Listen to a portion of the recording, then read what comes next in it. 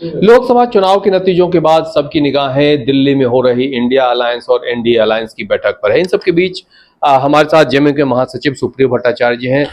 दादा, नतीजे आ गए। 5 सीटें इंडिया अलायंस के खाते में गई और पांचों ट्राइबल सीट है।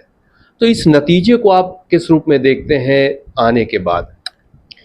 देखिए, नतीजे आए हैं और जो 5 सीटों का जो जनादेश है, ये गुस्सा तो है पूरे समाज में, आदिवासी समाज में, कि उसके बेटे को, उसके भाई को किस अन्यायपूर्ण तरीके से आपने जेल के अंदर भेजा।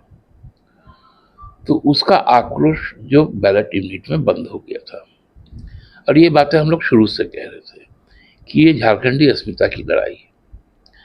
लेकिन ये जनादेश के बावजूद बाकी के भी जो जनादेश आए हैं उनको भी आपको साथ लेके चलना पड़ेगा। उसमें एक चेतावनी बहुत स्पष्ट है कि हमें जो लोगों की आशीर्वाद प्राप्त हुए वो इसलिए हुए हैं कि हम उनकी ख्वाहिशें पूरी कर पाए। खासकर जो रोजगार का सवाल हो, जिस प्रकार एक ध्रुवीकरण हुआ है रोजगार के सवाल पर, भाषा के सवाल पर, ये बहुत बड़ा ध्रुवीकरण है और ये अब हम लोगों को तय करना पड़ेगा। समय बहुत कम है, हमको एक रोड मैप बनाना पड़ेगा ताकि जो भी 2, 3, 4 महीने का हमको जो वक्त मिला है इसमें हम उन प्रत्याशाओं को पूरा करें, क्योंकि उसको पूरा किए बिना हम फिर से जन आशीर्वाद प्राप्त नहीं कर पाएंगे। तो ये एक मौका भी है जिसको हम लोगों को सार्थक ढंग से लेकर आगे बढ़ना है। अच्छा, जो परिस्थितियां रही, जिस तरह से कई सीटें थी जमशेदपुर की, अगर हम बात करें, अन्य कई सीटें थी जहां पे आप लोग बहुत क्लोज फाइट देने की बात कर रहे थे, बहुत होमवर्क हुआ था, बहुत कैंपेनिंग हुआ था। समीक्षा में क्या लग रहा है जमशेदपुर में? कहाँ आप, क्योंकि आप वहां भी कह रहे थे कि वो सीट आप हर हाल में कोशिश करेंगे, क्लोज फाइट दे चुके हैं। देखिए, जमशेदपुर पर्टिकुलर को आप यदि देखेंगे तो मेरा अपना ऑब्जर्वेशन, क्योंकि मैंने अपना सबसे ज़्यादा वक्त वहाँ पर व्यतीत किया, मैंने 2 चरणों में लगभग 14 दिन में रहा। तो वहाँ पर जो हमारे दल में जो भीतराघात हुआ वो उसका आकलन ही करके पूरा शरीर सिहर उठता है। दूसरा, हमारे जो सहयोगी साथी थे उन्होंने इतना, मतलब हम उस शब्द को भी उच्चारित नहीं कर पा रहे हैं। मैंने धोखा शब्द यदि बहुत कम हो सकता है,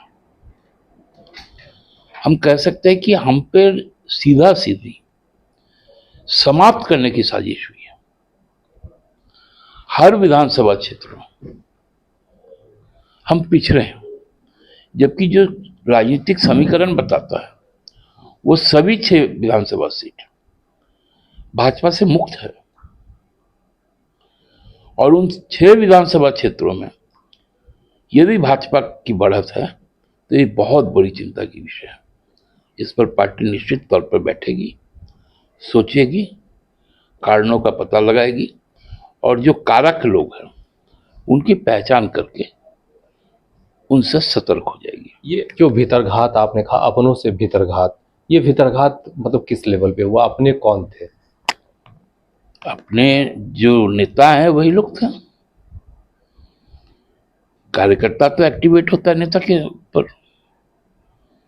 और वो नेता ही यदि आपके साथ नहीं, दिखावे के तौर पे, खाली फोटो सेशन करने के लिए यदि वो है तो वो कोई काम करना है। और धोखा कह रहे हैं, सहयोगियों की तरफ से धोखा। मैं तो खुले तौर पे कह रहा हूं, और केवल जमशेदपुर में नहीं, हमने तो ईमानदारी से जो कांग्रेस के 2 सीट हैं, मैं पूरे दावे के साथ कह सकता हूं कि हम यदि वहां पर नहीं होते तो शायद कांग्रेस अपनी वो 2 सीटें भी गंवाती। कांग्रेस का सांगठनिक ढांचा यहां पर इतना आपस में अंतर्विरोध के साथ है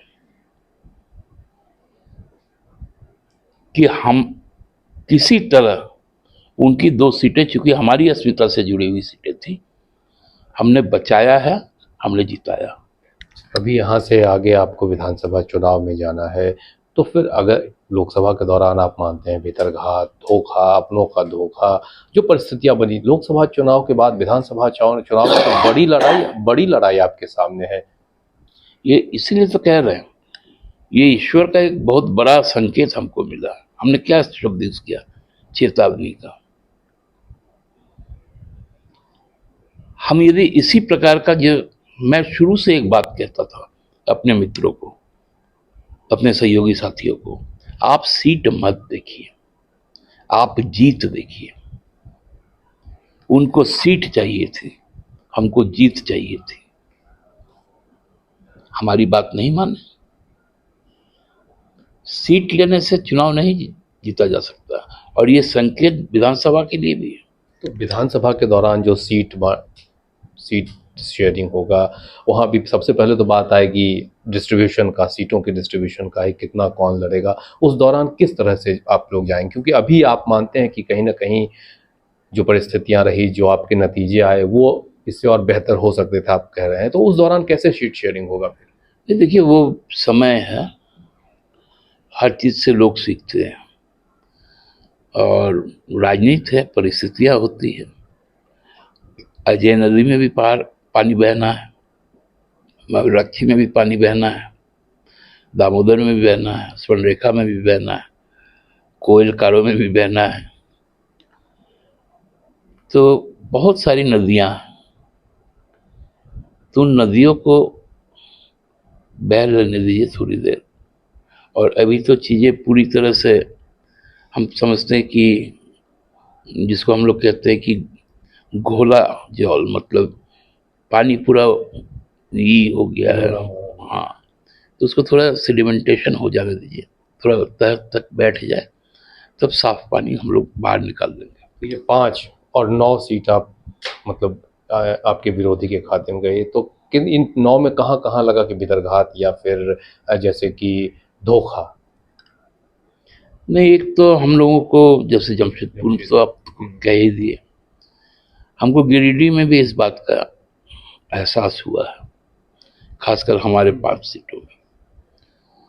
और बाकी जिस प्रकार से, जिस उत्साह के साथ लोगों को चतरा में, हजारीबाग में, धनबाद में, गोड्डा में चीजों को आगे बढ़ाना चाहिए था, लोग वहां पर चूके, और ये चूक का कीमत अगले 5 सालों के लिए हमको भी झेलना है, उनको भी झेलना है।